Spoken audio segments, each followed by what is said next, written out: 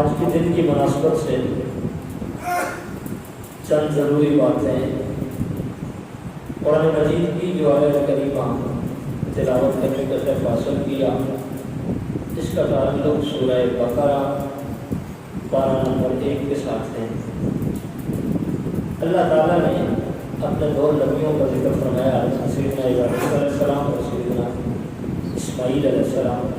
فرمایا کہ ہم نے تاکید فرمائی ابراہیم اور اسماعیل علیہ السلام کو کہ میرا گھر صاف ستھرا رکھیں،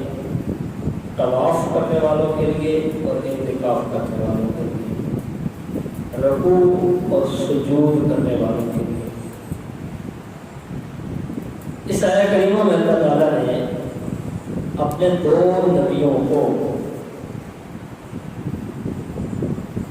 اپنا گھر صاف کرنے کی تاکید فرمائی، صاف رکھنے کی تاکید فرمائی۔ کن لوگوں کے لیے؟ طواف کرنے والوں کے لیے، اعتکاف کرنے والوں کے لیے، رکوع اور سجود کرنے والوں کے لیے۔ اس آیہ کریمہ سے چند چیزیں واضح ہو جاتی ہیں، چند ضروری مسائل سامنے آتے ہیں۔ ایک تو یہ کہ اللہ کے گھر کو صاف کرنا یہ اللہ کے مقرر بندوں یعنی انبیاء کرام کی سنت ہے، یعنی رب کے گھر کو صاف کرنا، صاف رکھنا نمازیوں کے لیے، عبادت کرنے والوں کے لیے یہ اللہ کے نبیوں کی سنت ہے اور یہ رب کا حکم ہے۔ اس سے ایک چیز یہ بھی پتہ چلی کہ ہم جو مسجد کی صفائی کا خیال نہیں رکھتے، یہ صرف جو ہے وہ یہ نہیں کہ ایک بندے کی ذمہ داری ہے۔ جو بندہ مسجد کو جس حوالے سے بھی وہ صفائی کا اہتمام کر سکتا ہے، اس کو چاہیے کہ وہ مسجد کی صفائی کا اہتمام کرے، اور بڑے ثواب کی بات ہے، اس لیے کہ یہ رب کے دو نبیوں کی سنت ہے، اور رب کا حکم ہے کہ گھر کو میرے جو ہے وہ بیت اللہ کو طواف کرنے والوں کے لیے، اعتکاف کرنے والوں کے لیے، رکوع و سجود والی عبادت ادا کرنے والوں کے لیے صاف رکھو۔ اس کے ضمن میں اعتکاف کے حوالے سے چند باتیں ہیں۔ ایک چیز یہ پوچھی گئی تھی کہ ایک بندہ ہے وہ سگریٹ یا نسوار استعمال کرتا ہے، اور وہ اگر اعتکاف کرتا ہے تو کیا وہ حالت اعتکاف میں روزہ کھولنے کے بعد، جانے والے دن کو تو روزہ ہوتا ہے، روزہ کھولنے کے بعد کیا وہ سگریٹ استعمال کر سکتا ہے یا نسوار ڈال سکتا ہے؟ ویسے تو شرعی طور پر سگریٹ پینے میں یا نسوار ڈالنے میں کوئی ممانعت نہیں ہے، لیکن جو بندہ اعتکاف بیٹھا ہو وہ مسجد میں موجود ہوتا ہے،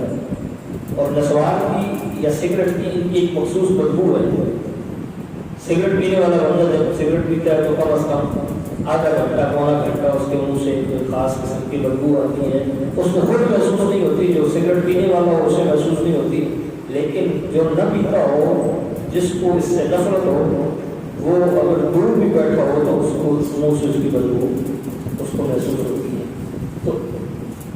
سگریٹ اس صورت میں پینے کی اجازت نہیں ہے، کیونکہ یہ مسجد میں بدبو کا باعث ہے۔ حضور صلی اللہ علیہ وسلم نے کچا پیاز کھا کر، لہسن کچا استعمال کر کے مسجد میں آنے سے منع فرمایا۔ کیوں؟ وجہ یہ ہے کہ اس کی وجہ سے انسان جب ڈکار لیتا ہے، منہ سے گیس خارج کرتا ہے، تو اس وقت ایک خاص قسم کی بدبو آتی ہے، اور ساتھ کھڑے ہونے والے نمازی کو محسوس ہوتی ہے۔ تو اس لیے اس وجہ سے نمازیوں کو تکلیف کی بچانے کے خاطر یہ چیز جو ہے وہ منع کر دی گئی۔ تو جب وہ منع ہے تو یہ جو ہے وہ اس صورت میں منع ہے، کیونکہ اس صورت میں مسجد کے اندر بدبو کا جو ہے وہ اسباب بنتے ہیں، تو اس لیے اس چیز سے اجتناب کرنا چاہیے۔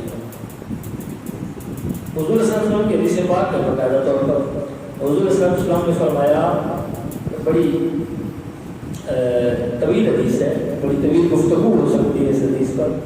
سنن ابن ماجہ کے حدیث ہے، حضور صلی اللہ علیہ وسلم نے فرمایا کہ میری مساجد کو یا اپنی مساجد کو بچوں، پاگلوں، خرید و فروخت، لڑائی جھگڑے، چیخ و پکار، قیام حضور، تلوار کے شور سے، وضو خانہ، غسل خانہ اور جو ہے وہ دیگر جو ایسی چیزیں ہیں کہ جس سے مسجد کا بدبو کا پھیلنے کا شبہ ہو، ان کو مسجد سے دور رکھا جائے۔ اب اس حدیث پاک میں ہم ایک چیز پر بات کریں نا، آج اپنی مسجد کا حال دیکھ لیں، اللہ ماشاء اللہ، صرف یہ نہیں ہر جگہ پر یہ وہ ناسمجھ بچے جو مسجد کی تقدس کا خیال نہیں کر سکتے۔ حضور صلی اللہ علیہ وسلم نے واضح الفاظ میں ذکر کر کے کہا کہ ایسے بچوں سے مسجد کو پاک رکھو، پاگلوں سے مسجد کو پاک رکھو، کیونکہ انہیں پاکی پلیتی کا پتہ لین دین کے معاملات خرید و فروخت مسجد میں کرو۔ اس کے بعد لڑائی جھگڑے سے، اور ہمارا حال کیا ہے، ہماری تو جو ہے وہ جو پھول ہم گھر میں سناتے ہیں گھر والوں کو، وہی مسجد میں بھی ہم نکالتے ہیں، وہی برادریاں۔ حتیٰ کہ حدیث پاک کے اندر آتا ہے، حضور صلی اللہ علیہ وسلم نے فرمایا کہ مرقات المفاتیح، یہ اس کے حوالے سے بھی ذکر کیا گیا ہے، اور دیگر جو ہے کتب حدیث کے اندر بھی اس طرح کے الفاظ ملتے ہیں کہ جو مباح کا نام ہے، جائز کا نام جو ہے، وہ بھی مسجد کے اندر نہیں کرنا چاہیے، کیونکہ مسجد کے اندر مباح کا نام، جائز کا نام بھی لیکن کو اس طرح کہا جاتا ہے جس طرح خشک لکڑی کو آگ کہا جاتا ہے۔ اچھا، وہ کلام جو جائز ہو وہ اگر مسجد میں کریں تو انسان کی نیکیاں تباہ و برباد ہو جاتی ہیں، ختم ہو جاتی ہیں، غائب ہو جاتی ہیں۔ جو شخص مسجد میں گالیاں نکالتا ہو، کسی کی قیمت کرتا ہو، جھوٹ بولتا ہو، مسجد کے اندر بیٹھ کر جھوٹی قسمیں اٹھاتا ہو، اس بندے کی نیکیوں کا کیا بنے گا؟ تو لہذا اس لیے جو بھائی اعتکاف بیٹھیں گے ان کو اس چیز کا خصوصی خیال رکھیں کہ 10 دن انہوں نے اللہ کے گھر عبادت کے لیے بیٹھنا ہے، لیکن اگر وہ دنیا داری کی باتیں کریں گے، اگر وہ فضول قسم کی باتیں شروع کر دیں گے، تو جو ان کے پلے ہوگا وہ بھی 10 دن کے اندر دے کر وہ مسجد سے نکلیں گے۔ تو اس لیے مسجد میں بیٹھنے کا مقصد اللہ کی عبادت کے لیے، کچھ حاصل کرنے کے لیے بیٹھتے ہیں، تو لہذا اس چیز کا خصوصی طور پر خیال رکھنا چاہیے۔ ایک اور چیز یہ پوچھی گئی کہ اعتکاف والے اکثر خاموش رہتے ہیں، بہت کم بات کرتے ہیں۔ یہ چیز ذہن کے اندر رکھیں کہ اگر بندہ اعتکاف بیٹھا ہو اور وہ خاموش اس لیے بیٹھا رہے کہ خاموش رہنا عبادت ہے، تو ایسا کرنا مکروہ ہے۔ خاموشی عبادت سمجھ کر مسجد میں اختیار کرنا یہ مکروہ ہے۔ اس کو چاہیے کہ خاموشی تب اس کے لیے عبادت بنائی گئی ہے جو بندہ منہ سے بکواسات بکتا ہے، گالیاں بکتا ہے، غلط قسم کی باتیں نکالتا ہے، اس کو خاموش رہنے کا حکم دیا گیا ہے۔ اور جو مسجد کے اندر بیٹھا ہے وہ تو رب کی عبادت کے لیے بیٹھا ہے، وہ تو قرآن کی تلاوت کے لیے بیٹھا ہے، وہ تو درود پاک اور حضور کی ذات کے ساتھ جو ہے وہ والہانہ محبت کے لیے بیٹھا ہے، تو اس کا خاموش رہنا فقہاء کرام فرماتے ہیں بلا ضرورت یہ مکروہ ہے۔ اس کو چاہیے کہ قرآن کی تلاوت کرے، درود پاک پڑھے، احادیث رسول پڑھے، سنے، بیان کرے، یہ اس کے لیے ضروری ہے۔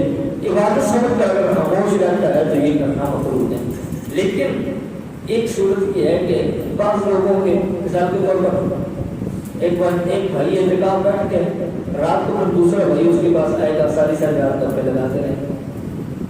ایک دوست بیٹھا ہوا ہے، 4 دوست اور مسجد میں آ جائیں گے، اس کے ساتھ گپے لگائیں گے۔ تو یہ وہ چیز ذہن کے اندر رکھیں جو ملا علی قاری نے مرقات المفاتیح کا بیان کی کہ مسجد میں جو جائز گفتگو ہے، ناجائز نہیں، जायज गुफ्तगू। यहाँ तो मस्जिद में बैठ के मंसूबे होते हैं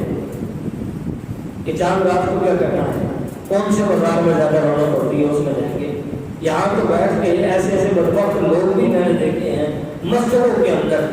कि जो बैठकर साथ मोबाइल लेकर फिल्में देखते रहते हैं कि अभी ये जगह बैठा हुआ है। सिर्फ ये है कि घर में अबू जी नहीं देखते रहते, अम्मी वहाँ पर निगरानी करती हैं। यहाँ पर खादम की किस बात सुनती है, इमाम साहब की किस सुनती है, सदर साहब की किस कौन सुनेगा, जो माँ बाप की वो सुनता। तो बैठ कर फिल्में देखते रहते हैं, ड्रामे देखते रहते हैं कि अजी ये हो रहा। तो ऐसा करना मुल्ला अलीकारी